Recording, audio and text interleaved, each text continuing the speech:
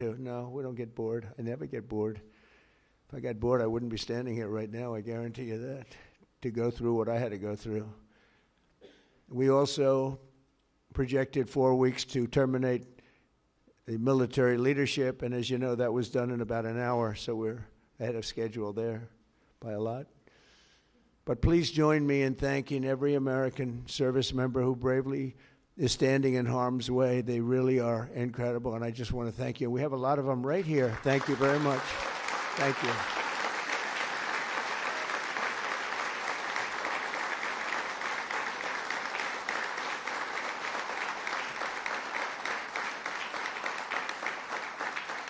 Thank you, everybody. We have a lot of great service members here with us, too, in this beautiful building. Isn't it beautiful?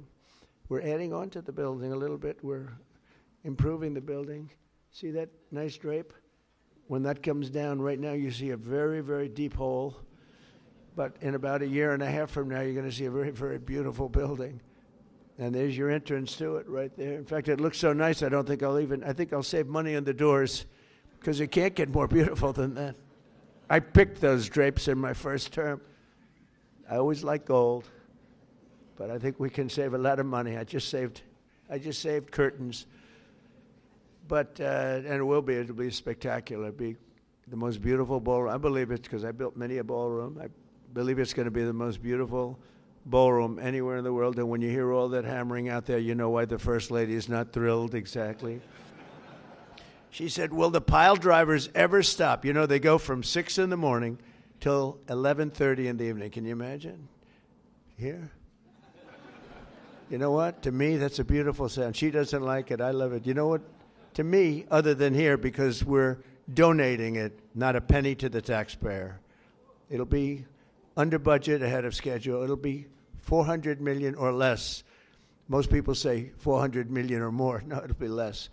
But when I hear that sound, that beautiful sound behind me, it means money, so I like it. But my wife isn't thrilled. She said, this is getting crazy. I said, don't worry about it. We'll be all finished up in a few months.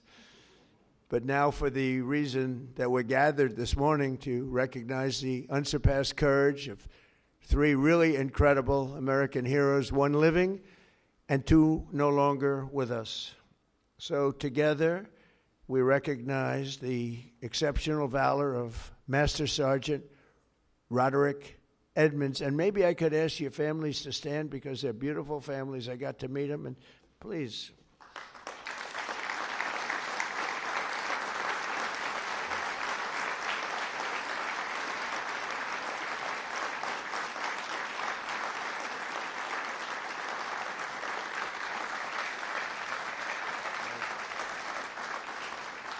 So Staff Sergeant Michael Olis and Command Sergeant Major Terry Richardson, as they receive our nation's highest military award, the Congressional Medal of Honor.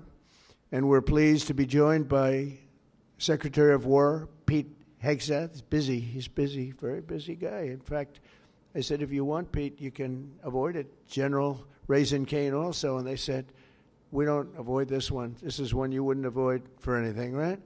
So we appreciate that you're here. Secretary of Veterans Affairs, who's doing an incredible job, Veterans Affairs, Doug Collins. Doug, thank you. You stand up, Doug. You're doing such a good job. 92% approval rating. Chairman of the Joint Chiefs of Staff, General Dan Kane, who's known as Raisin Kane. I liked him when I heard that name, Raisin Kane. I said, if it's true, you're my guy. And it's true. It's turned out it's very true. He's a great guy and a great general. Secretary of the Army, Dan Driscoll, and Army Chief of Staff, Randy George. Thank you. Thank you both, Dan. As well as Senators Tom Cotton, Bill Hagerty. You guys were great on television this weekend. I'll tell you what, can't have a better representative than both of you. Thank you very much. And Representatives Tim Burchett, Jack Bergman, and Nicole Maliotakis. And we have a few others sitting here, but I'm not going to go through it because we have far more important people to honor today. Oh, we have Tom Homan. I got to at least mention Tom Homan. I would be a stand-up, Tom. What a job. Zero people coming in. We had millions and millions of people pouring into our country now. I'm not even sure I can believe this number is zero, but it is given out by Democrats. Democrats from the left, and they're rated for the last 9 months. We had 0 people come illegally through our border. Right, Tom? So I want to thank you very much. And I also want to salute 6 former Medal of Honor recipients: William Swenson, Jim McLuhan, Walter Marm, Thomas Payne, Sammy Davis. That's an interesting guy. Where is Sammy Davis? We have a big story here, Sammy. You've heard that all your life, I'll bet, huh? And Edward Byers. Stand up, please.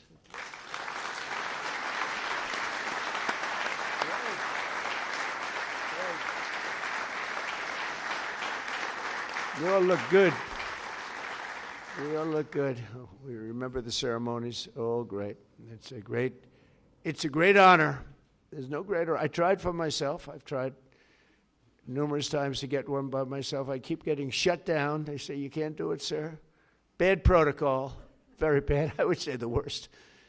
But I'm only kidding. You don't have to say I'm only kidding. Otherwise, the press will come out with it, which they actually did once. Donald Trump wants a Congressional Medal of Honor, but he's been shut down. But now you are brave, amazing people. And I want to thank you all. In 1941, Roddy Edmonds of Knoxville, Tennessee, enlisted in the U.S. Army and soon rose to one of the youngest master sergeants in the military. In 1944, he sailed to Europe to fight in World War II, and he was so enthusiastic and young and full of vim and vigor. Roddy soon found himself on the front lines of the Battle of the Bulge. That was a big one. Massively outnumbered by enemy forces, his 1,200 soldier unit fought valiantly until they were completely overrun. The force was massive on the other side, many times the number. After a 4-day death march, one that was covered very well by the history books, through bitter cold, they were put into a German POW camp. Roddy was the top-ranking infantryman in the camp. He was number 1, meaning he was responsible for the lives of his fellow service members. On July 26, 1945, a Nazi SS officer issued an order over the camp loudspeaker, loud and strong. He said that only American Jews were to show up to roll call following this morning. He added, all who disobey this order will be shot immediately. There were more than 200 Jewish American soldiers in the camp, and Roddy knew their separation from the group would mean certain death. So that night he summoned his team and devised a plan. The next morning, all 1,200 American men fell in line together, shoulder to shoulder. Enraged, the Nazi commandant rushed forward, drew his Luger pistol, and pressed the barrel between Sergeant Edmonds' eyes. He barked at Roddy. They cannot all be Jews, he screamed loud and again, and staring straight back into the raging face of evil. Sergeant Edmonds replied fearlessly, we are all Jews here. The Nazi officer lowered his weapon and the soldiers erupted in cheers. With total disregard for his own life, Roddy had saved over 200 of his fellow service members. Their camp was liberated 2 months later.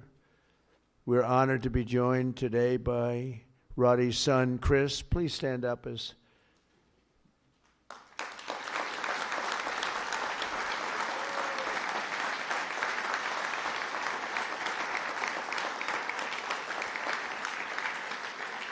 Thank you, Chris. Today your father gets the honor he so courageously earned. And really amazing, right? It's an amazing story. Congratulations to the family of Master Sergeant Roddy Edmonds. The next 2 we recognize today served in the 1st Battalion, 28th Infantry Regiment of the 1st Infantry Division, better known as Big Red 1. Do you know about that, Pete, right? Command Sergeant Major Terry Richardson, we are honored to have you with us. On September 12, 1968, 102 brave men of Terry's Alpha Company were asked with securing Hill 222 deep behind the enemy's line in Vietnam. They didn't know it at the time, had no idea, but the area was totally infested with nearly 300 enemy bunkers and many, many enemy soldiers, far outnumbering them by at least 4, 5, even 6 to 1. As Terry led Lima platoon up Hill 222, the enemy launched an ambitious and violent attack, unleashing a withering fire of machine guns and rocket-propelled grenades. Just didn't stop, just kept coming. Pinned down in hell on earth, Terry summoned unimaginable courage. 3 times he exposed himself to enemy fire to rescue severely wounded comrades, and 3 times he dragged them back to the group. Terry soon realized that the 82 remaining men had one chance of survival. That was air support. Acting without regard of his own life, he grabbed a radio and charged up Hill 222 alone. He needed to be there. It was the only place you'd get reception. He withstood a storm of enemy bullets, eventually reaching the top, where he spent the next 8 hours calling in tactical strikes, completely exposed. An hour in, an enemy sniper shot rang out and the bullet tore through his right leg violently. He was in bad shape, but Terry disregarded that and pushed through. And after 7 more hours of calling in American fire from above, the enemy retreated. Later that day, his team found him with both eardrums totally ruptured and a mangled right leg and foot, but still barely living, but living nevertheless. Due to Terry's actions above and beyond the call of duty, 82 men, Alpha Company, survived this battle, including 2 in this room, Norm Meyer and Dave Himmer. Where are you? Can you want to stand up, Norm and Dave? Where's Norm and Dave? That's pretty cool.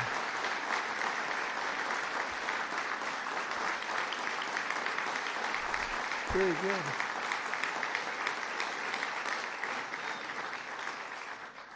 And that story is 100% correct, isn't it? Huh? See, pretty. It's how much have you paid him over the years? Have you said take everything we have? We wouldn't be here, right?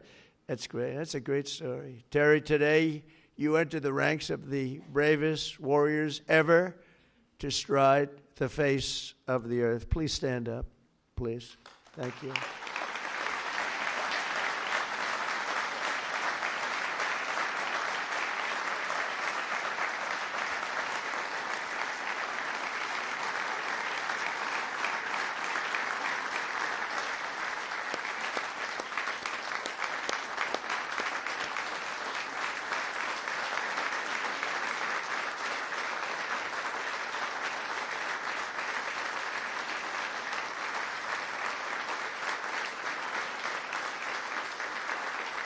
That's great, Terry. That's a great, brave man. I met him back there. He said, he's central casting. Look at him. He looks great. He looks great. You feel like fighting? I think we could take him today. What do you think, Pete? We'll make a little deal with him, as you are a brave man. Finally, we honor one more American soldier, a fallen warrior of wars, and really terror. Staff Sergeant Michael Olis, born in 1988 on Staten Island. Michael grew up seeing the World Trade Center across the bay. I know Staten Island so well. The people in Staten Island are amazing. After 9/11, Michael enlisted in the Army, and by 24 years old, he was locked in. He loved it. He wanted it so badly. He was a squad leader serving in Afghanistan with the 2nd Battalion, 22nd Infantry Regiment, 1st Brigade Combat Team of the legendary 10th Mountain Division. On August 28, 2013, terrorists detonated a 400-pound car bomb on the east wall of the forward operating base, Ganzi, ripping open a 60-foot wide breach into a compound that housed NATO coalition forces, a lot of them. 10 Taliban fighters wearing suicide vests swarmed through. From across the compound, Michael saw the pillar of white smoke rising and ran to join the fight, rushing without his gear, wearing almost no gear, no Kevlar helmet, no body armor, just one magazine in his rifle. Along the way, he encountered a Polish soldier, and together they advanced under heavy fire, very, very heavy fire. At one point, shrapnel ripped through the Polish soldier's legs, rendering him unable to walk, very, very severely hurt. In that chaos of gunfire, explosions, and charred human remains, a terrorist insurgent appeared, rounding a corner with his suicide vest, fully armed, and you could see it. It was going to happen. He charged the wounded Polish soldier without hesitation. Michael raised his gun and forced himself between the insurgent and the man he just met, shielding him with his own body. He knew it was going to happen. He shielded him with his own body. You know, bravery's amazing. You never really know who's brave, who's not, until they're really tested. We think some people are brave, Pete, and they're not. We think others aren't, and they are. You never know. But he was tested. That's called the ultimate test, right? And at perhaps his final heartbeat, Michael fired his weapon, and the terrorist detonated his vest simultaneously. Staff Sergeant Olis was killed just weeks before his 25th birthday, and nobody was any more brave than that. In his final act on earth, Michael absorbed the blast, sparing the life of that Polish warrior, who we are grateful to have in the room with us today, Second Lieutenant Carol Sierpika. Carol Sierpika. Where are you, Carol? Hey.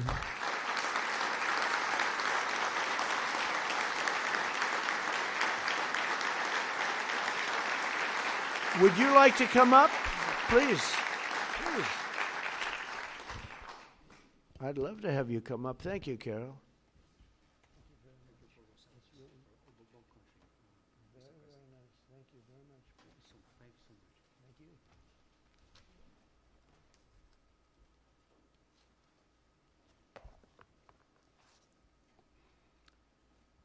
Mr. President, Minister of War, my Minister Polish of National Defense, distinguished guests, everyone gathered here today, dear my Basia, Michael, and Jacob, especially dear Linda and Robert, and the entire Olis family. What do you have that you did not receive? This is how I would like to begin these few words, to speak to you all here. In this special place and on occasion of this incredibly important ceremony, one that is significant for many, but truly especially exceptional for me, is a particular privilege and a great honor. Above all, however, it is my commitment. It is a part of my new mission, which began 13 years ago. A soldier is not something you are from time to time. It is who you are forever. It is just like you are not a mother, a father, a sister, and brother, or as only for a moment. These are not roles given to us for a while. They are a great gift, but also a great lifelong commitment. Yes, today my commitment and my greatest gift is to cultivate the memory of true, heroic act of courage that I witnessed performed by your beloved son, Michael.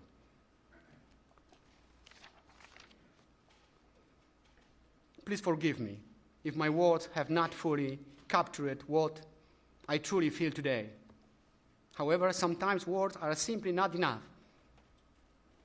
I am deeply moved, happy, and grateful to God for my service, for my parents, for my family, for my beloved homeland Poland, for my second family from Staten Island, and for my second homeland America. God bless you all. Michael, thank you for your service, and I will see you in our heavenly homeland. Thank you for your service. Thank you so much.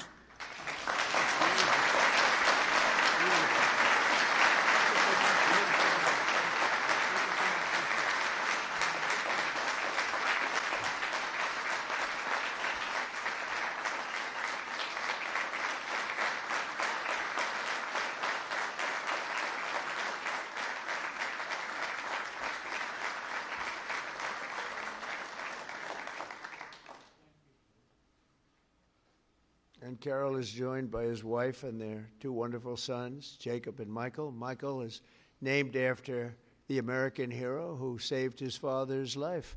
So stand up, Michael. Let me see. Wow.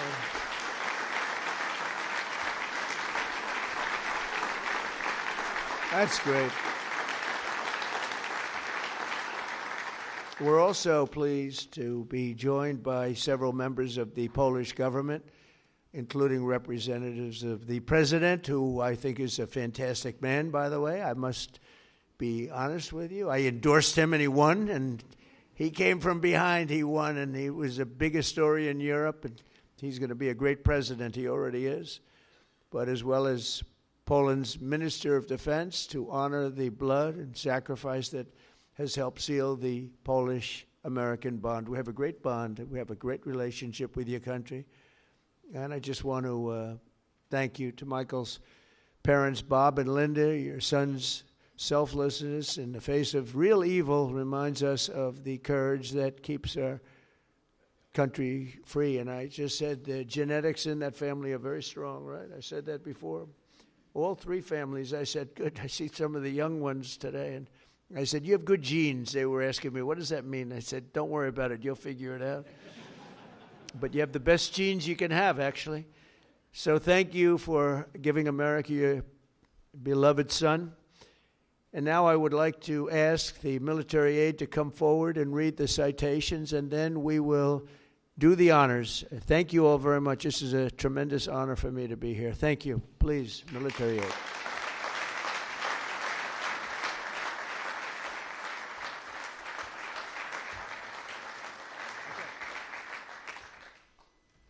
Edmonds, accepting on behalf of his father, Master Sergeant Roderick W. Edmonds.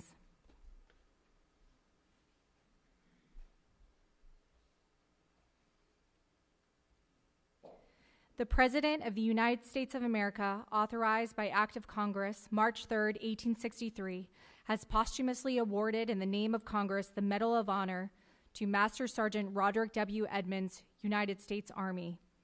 Master Sergeant Roderick W. Edmonds distinguished himself by acts of gallantry above and beyond the call of duty from January 27, 1945 to March 30, 1945 as a prisoner of war in Germany. Upon arrival at Stalag 9A in Zietenhain, Germany, on the evening of January 26, 1945, the Germans announced that only Jewish American prisoners would fall out for roll call the following morning at the threat of execution.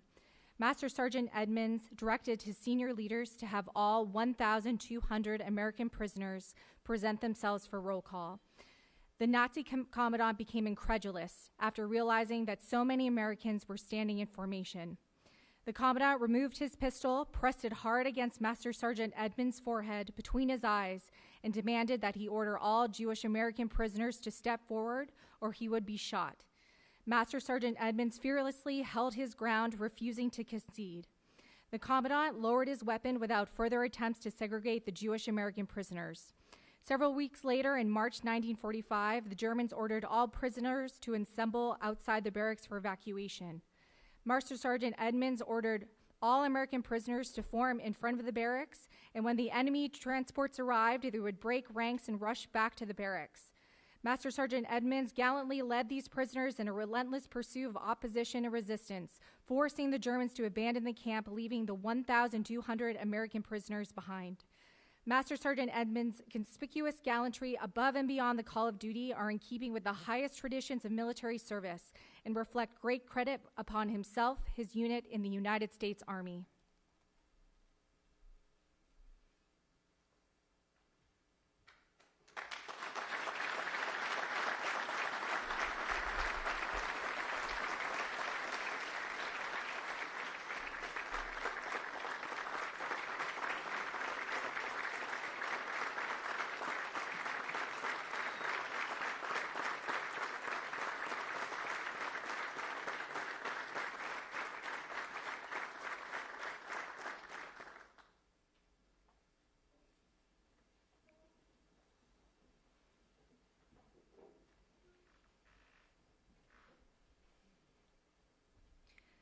Command Sergeant Major Terry P. Richardson.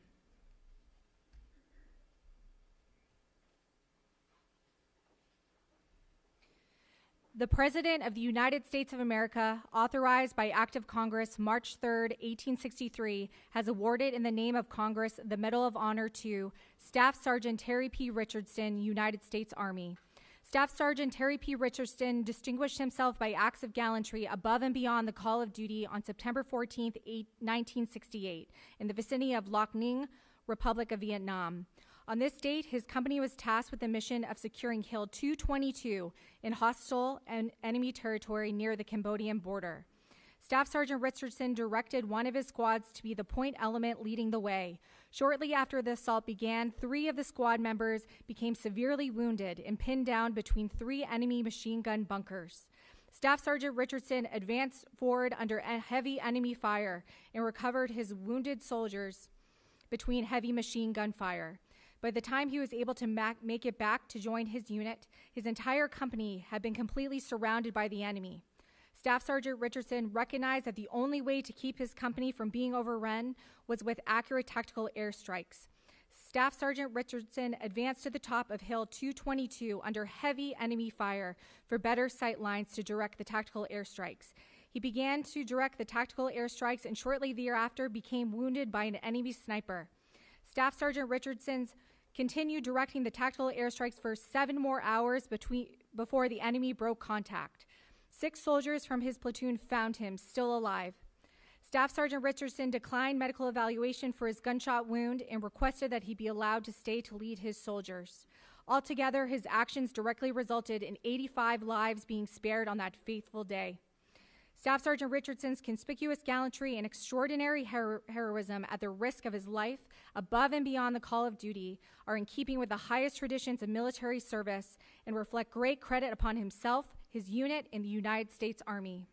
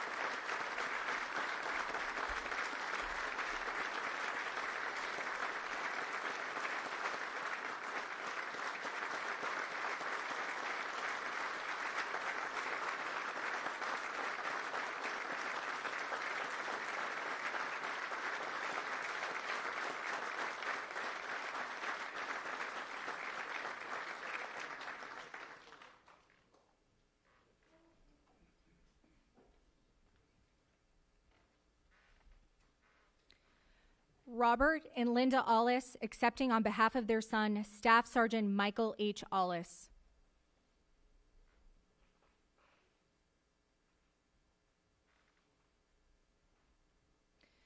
The President of the United States of America, authorized by Act of Congress March 3, 1863, has posthumously awarded in the name of Congress the Medal of Honor to Staff Sergeant Michael H. Olis, United States Army.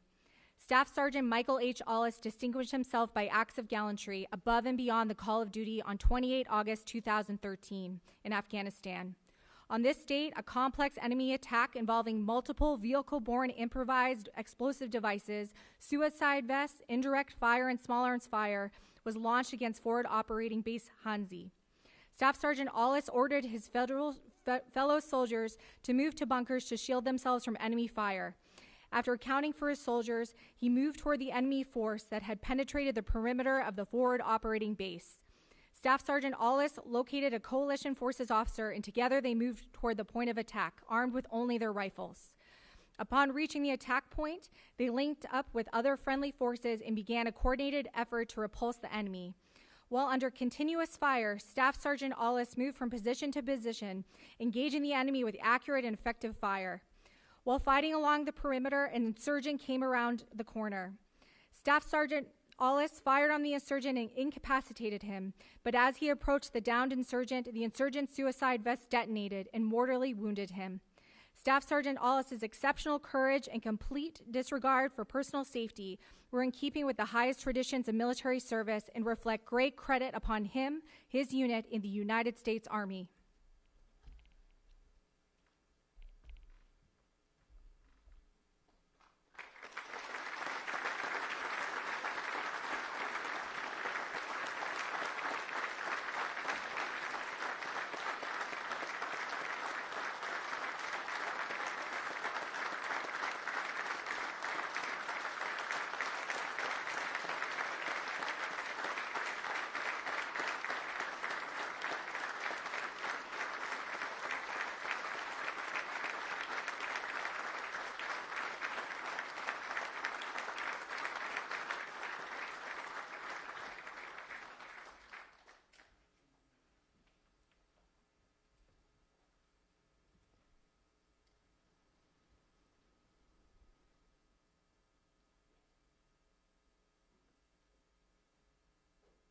Ladies and gentlemen, please bow with me as we give the benediction. Eternal God, our unfailing light in every darkness, the rock on which we stand, as we depart this place of honor, may the courage of these heroes be our example, righteousness our choice, and hope in you our guiding light. We especially ask for your protection over our military service members who are protecting the interests of our nation at this very moment. And Heavenly Father, grant us the will to do justly, to love mercy, and to walk humbly before you. In your holy name we pray. This we'll defend. Amen.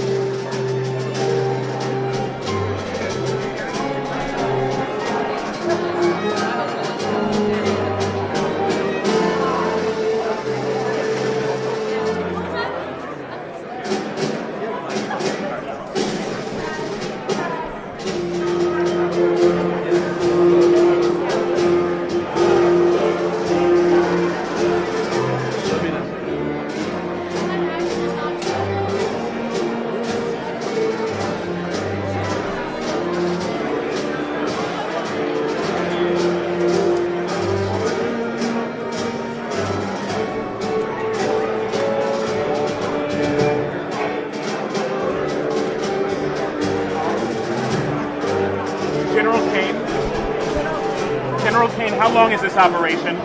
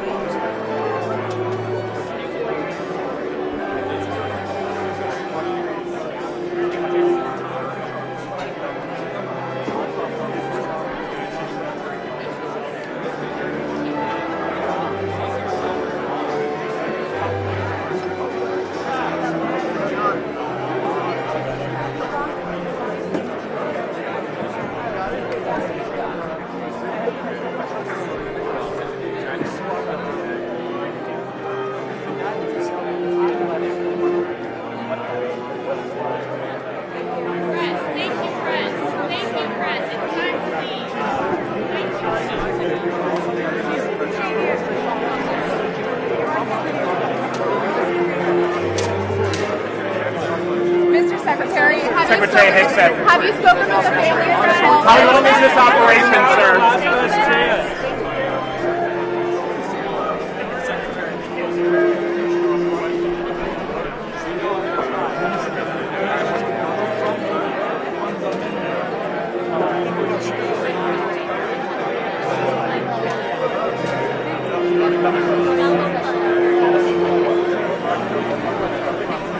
Premierze, można na gorąco dwa zdania.